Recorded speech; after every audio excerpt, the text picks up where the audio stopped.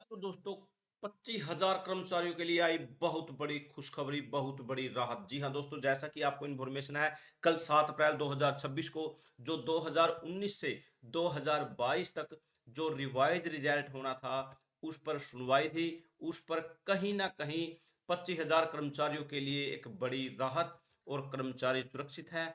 और यहां पर हरियाणा सरकार की जीत। जी हां दोस्तों, क्या वाकई में हरियाणा सरकार की जीत हुई है या सच की हार और झूठ की जीत? जी हां दोस्तों, मैं ऐसा क्यों बोल रहा हूं मैं वो भी दिखाने वाला हूं, लेकिन आपने थंबनेल में देख लिया। बड़ी राहत, 25,000 कर्मचारी सुरक्षित। हाई कोर्ट ने स्वीकार की पुनर्विचार याचिकाएं।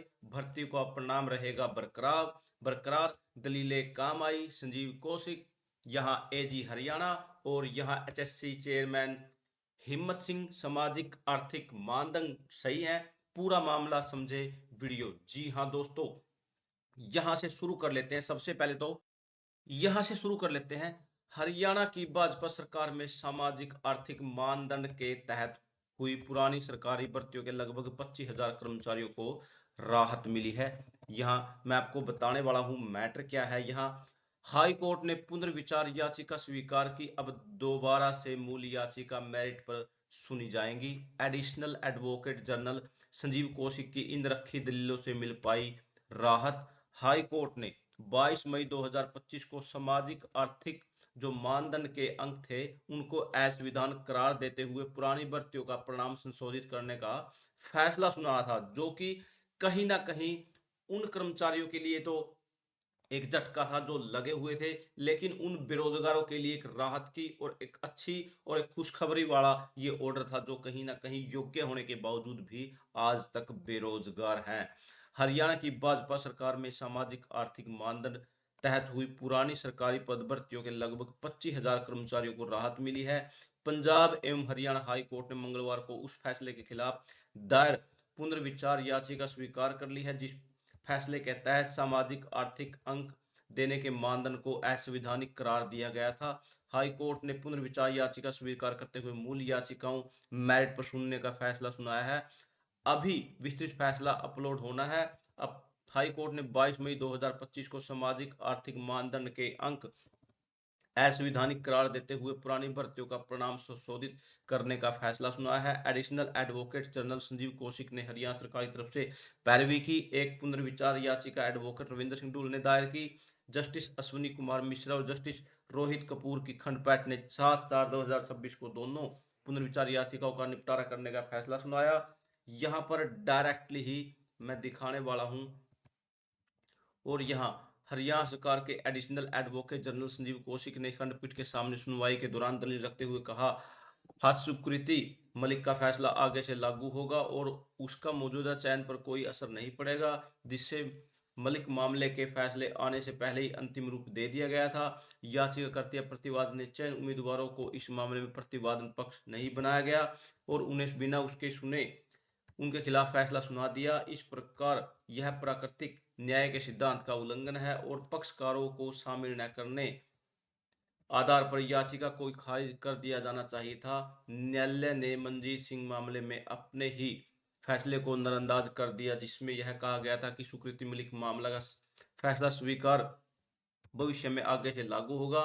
एडिशनल एडवोकेट संजीव कौशिक ने कहा कि मुख्य मामला उद्दंड 16/904/2021 का था, जिसका शीर्ष न्यायाधीश बनाम हरियाणा राज्य और अन्य था। इस समूह में राज्य सरकार द्वारा 11/6/2019 की अधिसूचना के या माध्यम से अधिसूचित सामाजिक आर्थिक मानदंड चुनौती दी गई थी। न्यायालय ने पुनर्विचार याचिका को स्वीकार करते हुए याचिकाकर्ताओं के समूह को पुनः बहाल कर दिया है। अब इन सभी याचिकाकर्ताओं पर उनके गुण दोष के आधार पर निर्णय लेने हेतु पुनः सुनवाई की जाएगी। इसलिए 22 मई 2025 के फैसले को प्रभाव वर्ष 2019 से 2021 के बीच विभिन्न श्रेणियों में जारी किए गए लगभग 11 विज्ञापनों के तहत लगभग 25,000 नियुक्तियां सुरक्षित कर दी गई। और यहाँ यहाँ पर देख लेते हैं मैटर क्या है।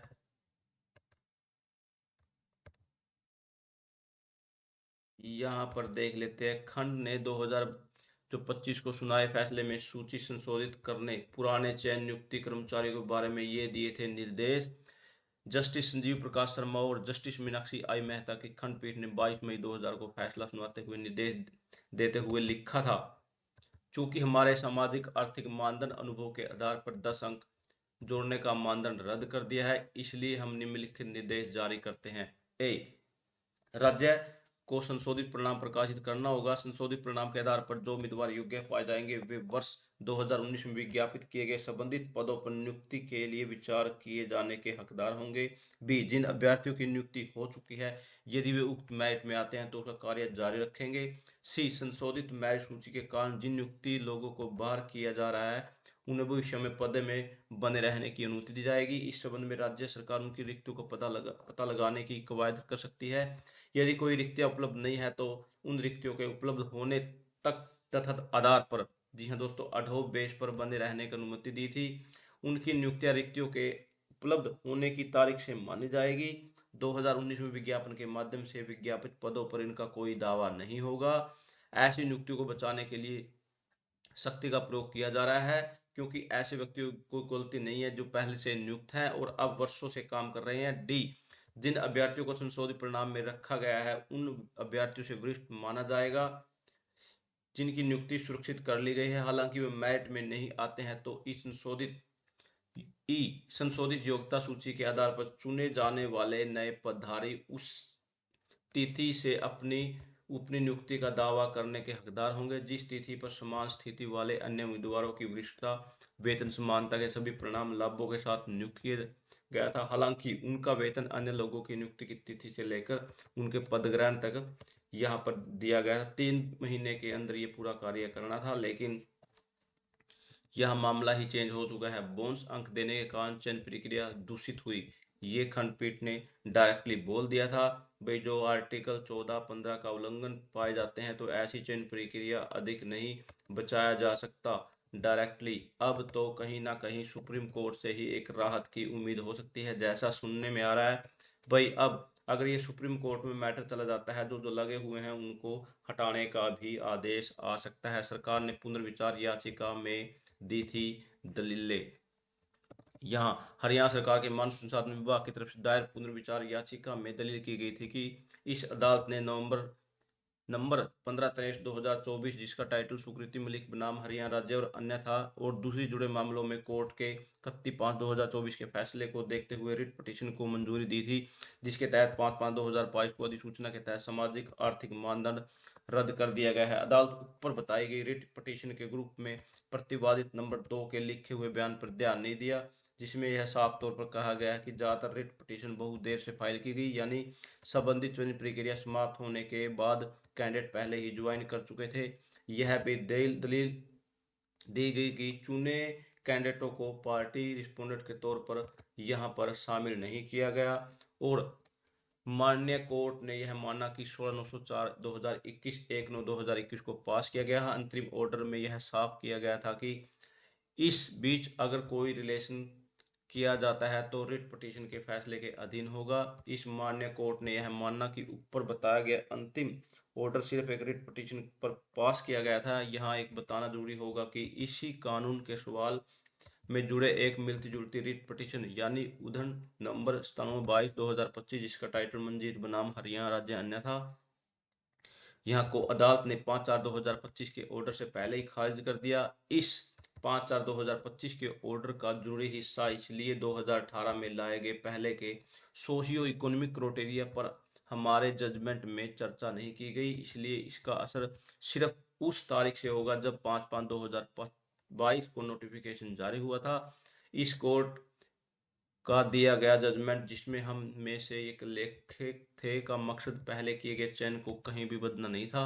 जहां एक वरिष्ठता की बात है, यह तय कानून है कि चुने गए कैंडिडेट को वरिष्ठता चयन सूची में मिली उनकी मेरिट के आधार पर आपस में तैयार की जानी चाहिए। याचिकाकर्ता ने माना कि उनके विज्ञापन नंबर 4/2018 में लाए गए सोशो इकोनॉमिक क्राइटेरिया को चैलेंज नहीं किया गया। मेरिट लिस्ट में उनका जगह विज्ञापन में अपनाए गए मानदंड के हिसाब से एक बार जब मेरिट में किसी खास जगह में चुन लिया जाता है तो उसकी वरिष्ठता भी उसी हिसाब से तय होती है, इसलिए सीनियरिटी में भी कोई बदलाव करके उसे कोई मौका देने का कोई कारण नहीं है। फायदा सिर्फ इसलिए क्योंकि बाद में हमने हरियाणा सरकार द्वारा शुरू किए गए सोशो इकोनॉमिक क्राइटेरिया खत्म कर दिया है, इसलिए हाई कोर्ट ने से आग्रह है कि यह मौजूदा एप्लीकेशन जिसमें उहुड नंबर 1604 ऑफ 2000 CWP नंबर 2021 में पास किए गए 22/5/2025 के ऑर्डर में रिव्यू की मांग की गई थी को मंजूरी दी है। 22/5/2025 के ऑर्डर को रिव्यू किया जाता है। प्रभावित हो सकने वाले चयनित उम्मीदवारों की तरफ से एडवोकेट रविंद्र सिंह ढुल ने इसकी याचिका दर्ज रखी थी। लेकिन अब मैं आपको यहाँ से मैंने एक थंबनेल लगाया था, यहाँ पर दिया गया था हाई कोर्ट ने स्वीकार की पुनर्विचार याचिका, हरियाणा सरकार की जीत। लेकिन कहीं ना कहीं ऐसा सुनने में आ रहा है भाई ये कहीं ना कहीं सच की आर और झूठ की जीत भी हो सकती है, क्योंकि दोस्तों उनका क्या कसूर है जो पिछले 5 साल से 6 साल से लगातार कोर्टों को धक्के खा रहे हैं। माननीय न्यायालय की डबल बेंच जिसके अंदर आई मेहता जैसे वहां जज थे, उन्होंने एक ऑर्डर जारी किया। डबल बेंच का ऑर्डर सोच समझ के ही जारी किया जाता है। उसके अंदर डायरेक्टली सुप्रीम कोर्ट ने बोल दिया भाई ये सामाजिक आर्थिक मानदंड गलत है। गलत है मीन अब कहीं ना कहीं सरकार अपने आप को बचाने में लगी हुई है।